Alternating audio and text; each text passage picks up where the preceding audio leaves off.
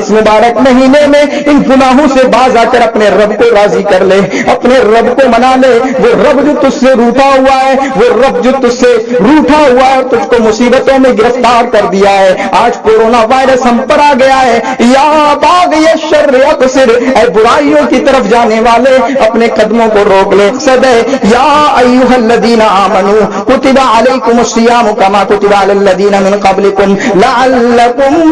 تتقون، تاکہ تمہارے اندر اللہ کا تقوی پیدا ہو جائے۔ یہ نہیں رمضان کا ایک مہینہ جب تک ہم پہ رہا ہم اللہ سے ڈرتے رہے، ہم برائیوں سے باز رہے، ہم اللہ کی فرما برداری کے کام کرتے رہے، اطاعت کے کام کرتے رہے، لیکن جیسے ہی رمضان کا مہینہ چلا گیا ہم پھر سے اللہ کی نافرمانی میں جٹ گئے، پھر سے فرما برداریوں سے دور رہنے لگے، پھر سے طاعت کے کام سے دور رہنے لگے۔ السلام علیکم ورحمۃ اللہ وبرکاتہ۔ الحمد للہ رب العالمین والصلاة والسلام علی سید الانبیاء والمرسلین، اما بعد، اعوذ باللہ من الشیطان الرجیم، بسم اللہ الرحمن الرحیم۔ وقال اللہ تعالی فی کلامہ المجید، یا ایھا الذین آمنوا کتب علیکم الصیام کما کتب علی الذین من قبلکم لعلکم تتقون۔ سامعین کرام اور محترم ناظرین، ہندوستان کے اندر آج رمضان المبارک کا چاند دیکھا گیا۔ آپ سبھی لوگوں کو رمضان کی مبارکباد میں پیش کرتا ہوں اور دعا کرتا ہوں اے اللہ رب العالمین اس رمضان کے مہینے کو ہم تمام مسلمانوں کے لیے اور تمام دنیا والوں کے لیے خیر کا باعث بنا، برکت کا باعث بنا۔ رمضان کا مہینہ کل سے ہم روزہ رکھیں گے انشاءاللہ، تمام مسلمانوں کا ہمارا پہلا روزہ ہوگا۔ اس تعلق سے میں کچھ باتیں کہنا چاہتا ہوں، کچھ باتیں رکھنا چاہتا ہوں کہ رمضان کتنی اہمیت کا حامل یہ مہینہ ہے۔ تمام مہینوں میں سب سے افضل مہینہ، سب سے بہتر مہینہ یہ رمضان المبارک کا مہینہ ہے، اور اس رمضان المبارک کے مہینے کو اگر ہم اچھے طریقے سے ایک اچھی انٹینشن کے ساتھ، ایک خالص انٹینشن کے ساتھ، خالص ارادے کے ساتھ اگر ہم رمضان المبارک کے مہینے میں ہم اپنے آپ کو چینج کرنا چاہیں، ہم اپنی زندگی کو ٹرانسفارم کرنا چاہیں تو یہ کافی آسان ہو سکتا ہے اور اس میں ہم اپنی زندگی چینج کر سکتے ہیں۔ لیکن دیکھنے والی بات یہ ہوتی ہے کہ ہم اپنے آپ کو کتنا چینج کرنے کے لیے سوچتے ہیں، کتنا ہمارے اندر خواہش ہوتی ہے کہ ہم اپنے آپ کو چینج کریں گے، ہم اپنے آپ کو بدلیں گے۔ میں آپ سے گزارش کرتا ہوں، آپ سب نے مائنڈ بنا لیا ہوگا، جو لوگ نماز پڑھتے تھے یا نماز نہیں پڑھتے تھے سب کا مائنڈ بن گیا ہوگا کہ کل سے ہم نماز پڑھیں گے، کل سے ہم قرآن کی تلاوت کریں گے، کل سے ہم ذکر و اذکار کریں گے، کل سے ہم استغفار کریں گے، یا جس طریقے سے بھی اللہ رب العالمین کی عبادت ہو سکتی ہے اس طریقے سے ہم اللہ رب العالمین کی عبادت کریں گے۔ بالکل ہونا بھی چاہیے، اچھی آپ کی ارادہ ہے، اچھی آپ کی خواہش ہے، لیکن اس سے پہلے میں یہ بات کہنا چاہتا ہوں کہ آپ میں سے ہر کوئی وہ اس رمضان کے داخل ہونے سے پہلے اللہ کے سامنے گڑ گڑائے، توبہ کرے، اپنے گناہوں کو یاد کرے۔ میں بھی، آپ بھی، ہم میں سے ہر کوئی، ہمارا صرف ایک گناہ نہیں ہے، ہم اپنی زندگی میں صرف ایک طریقے کا گناہ نہیں کرتے ہیں بلکہ اس کی تعداد 10 سے اوپر ہے، 20 سے اوپر ہے، جو ٹائپ کی بات کر رہا ہوں، 50 سے اوپر ہے، 100 سے اوپر ہے، جتنے طریقے کے ہم گناہ کر رہے ہیں۔ ہم چغلی کرتے ہیں، ہم غیبت کرتے ہیں، ہم حسد کرتے ہیں، ہم ریاکاری کرتے ہیں، ہم جھوٹ بولتے ہیں، ہم امانت میں خیانت کرتے ہیں، کئی طریقے کی ہم نمازیں چھوڑتے ہیں، ہم حرام کا مال کھاتے ہیں، ہم سود کا مال کھاتے ہیں، ہم رشوت کا مال کھاتے ہیں، ہم جوا کھیلتے ہیں، نہ جانے کتنے طریقے کے گناہ ہیں جن میں ہم لت پت ہیں، اور ان سے ہم آج تک ہماری زندگی اسی طرح ان گناہوں میں چلتی رہی، اور ان گناہوں کی وجہ سے آج انسانیت پر کیا مصیبت آ چکی ہے، ہم پر کیا مصیبت آ چکی ہے یہ کورونا کی شکل میں۔ ہمارے لیے ضروری ہے کہ رمضان میں داخل ہونے سے پہلے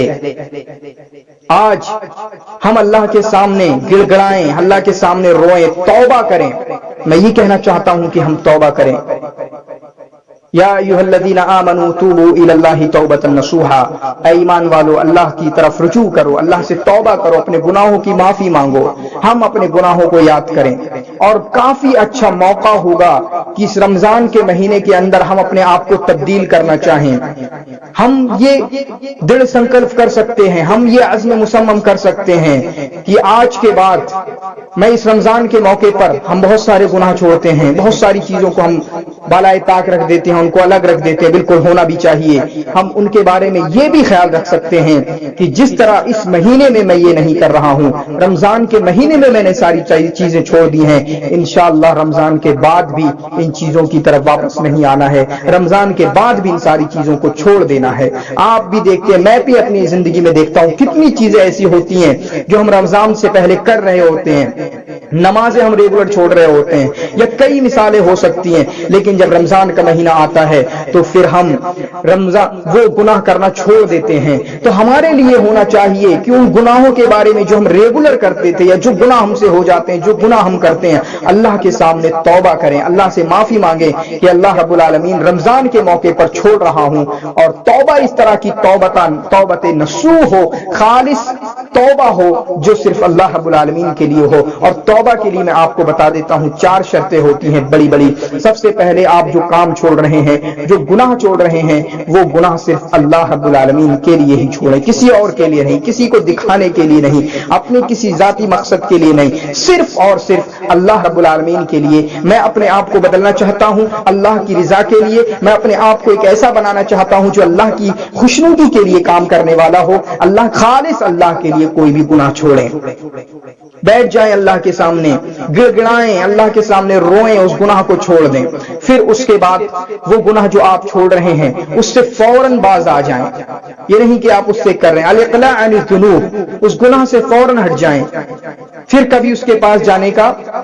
ارادہ بھی نہ ہو۔ یہ تیسری شرط ہے کہ اس کے بعد کبھی جانے کا ارادہ نہ ہو، اور چوتھی شرط یہ ہے کہ اس گناہ پر ہمیں شرمندگی ہو، یعنی ہمیں یہ شرمندگی ہو کہ پیچھے اگر ہم نے کچھ غلط کیا ہے، جو غلط کیا ہے، جس گناہ کی ہم معافی مانگ رہے ہیں، اس پر ہمیں شرمندہ ہونا چاہیے، اللہ کے سامنے جھکنے، عاجزی اور انکساری، خضوع اور ذلت اللہ کے سامنے اس کا اظہار ہونا چاہیے کہ، اور اس طرح کے الفاظ اللہم انی ظلمت نفسی ظلما کثیرا، کہ اللہ تعالیٰ میں نے اپنے نفس پر بہت زیادہ ظلم کر لیا ہے، مجھ سے یہ گناہ ہو گئے ہیں، میں نے اپنے نفس پر ظلم کیا، اللہ رب العالمین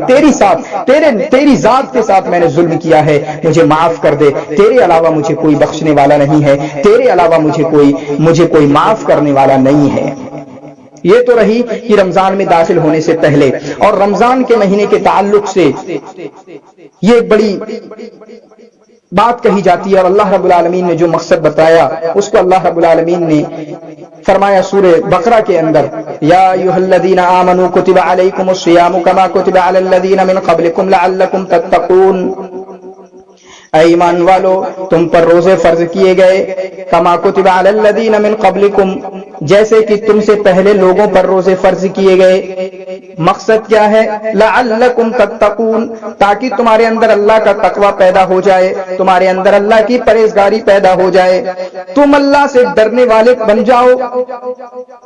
روزے کا مقصد اللہ رب العالمین نے یہ بتلایا کہ تاکہ تمہارے اندر اللہ کی خشیت پیدا ہو جائے، تمہارے اندر اللہ کا ڈر پیدا ہو جائے، تم اللہ سے ڈرنے والے بن جاؤ۔ میرے بھائیوں، یہ رمضان کا جو مقصد، روزوں کا جو مقصد اللہ رب العالمین نے بتایا، اور جو اللہ رب العالمین فرما رہا ہے کہ اللہ تعالیٰ ان رمضان کے ذریعہ، روزوں کے ذریعہ، اللہ کا یہ مقصد نہیں ہے کہ میرے بندے بھوکے رہیں، میرے بندوں کو پیاسا رکھنے کا مقصد نہیں ہے، بلکہ اس کے ذریعے اللہ رب العالمین یہ ٹریننگ دینا چاہتا ہے، اللہ رب العالمین یہ مقصد حاصل کرنا چاہتا ہے، لعلکم تتقون، تاکہ تمہارے اندر اللہ کا تقوی پیدا ہو جائے، تاکہ تم اللہ سے ڈرنے والے بن جاؤ، تمہارے اندر، تمہاری زندگیوں میں اللہ کا تقوی پیدا ہو جائے، تمہارا چلنا بیٹھنا اٹھنا لکھنا، تمہاری نمازیں، تمہارے اعمال، تمہارے اخلاق اور تمہارے یہ سارے معاملات وہ اللہ کی نگرانی میں ہونے لگیں، اللہ کے ڈر کے ساتھ ہونے لگیں، اللہ کی پرہیزگاری کے ساتھ ہونے لگیں۔ یہ مقصد ہے روزے کا۔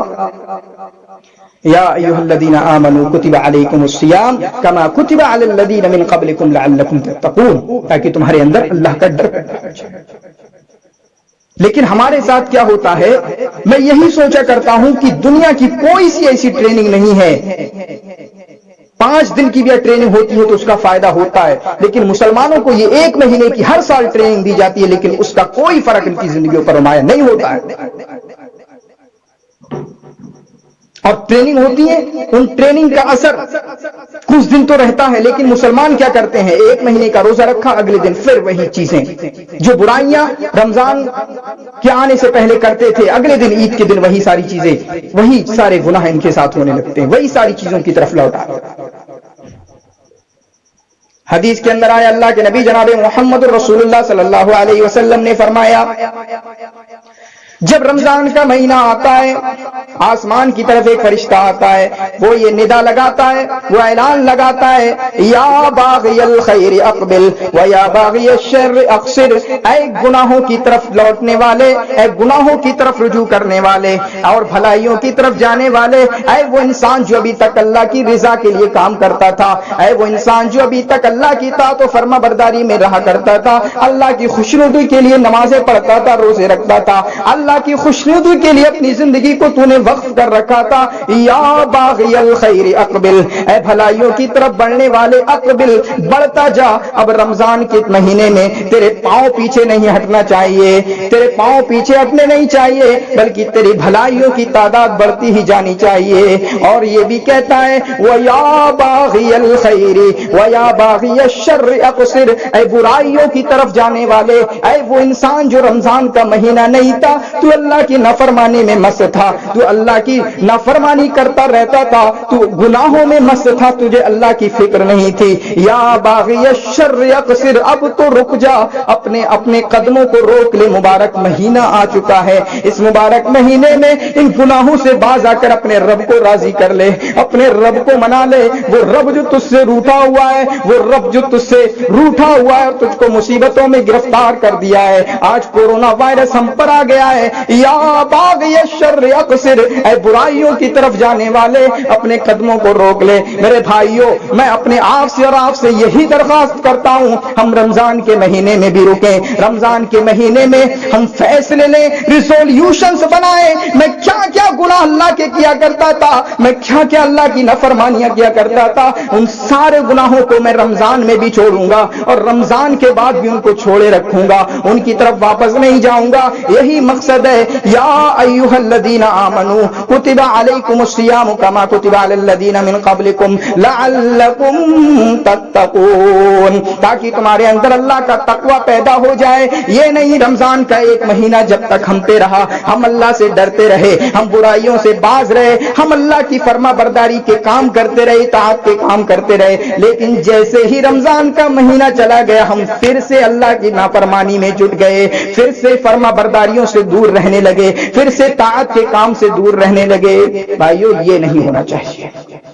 بس یہی بات میں کہنا چاہتا تھا، ہمیں اللہ رب العالمین عمل کرنے کی توفیق عطا فرما، اللہ رب العالمین کی زیادہ سے زیادہ اطاعت کرنے کی توفیق عطا فرما۔ توبہ استغفار یہ بہت ہی اہم اور ضروری ہے، جب ہم اچھائی کی طرف جائیں تو برائیوں کو چھوٹنا بھی چاہیے، یہ نہیں کہ برائی ذہن میں لیے گھومیں کہ ہم رمضان میں چلو نہیں کر رہے ہیں، عید کے بعد کریں گے، یہ بالکل نہیں ہونا چاہیے۔ اگر نیکیاں کر رہے ہیں تو برائیوں سے ذہن بھی دور ہو، خود بھی دور ہو اور پورے طریقے سے دور ہو۔ اللہ رب العالمین ہمیں نیکیوں کے کام کرنے کی توفیق عطا فرما اور اس رمضان کے مہینے کو ہمارے لیے زندگی کا سب سے بہترین رمضان بنا اور ہماری زندگی کو چینج کرنے والا، تبدیل کرنے والا، کہ جو زندگی ہمارے لیے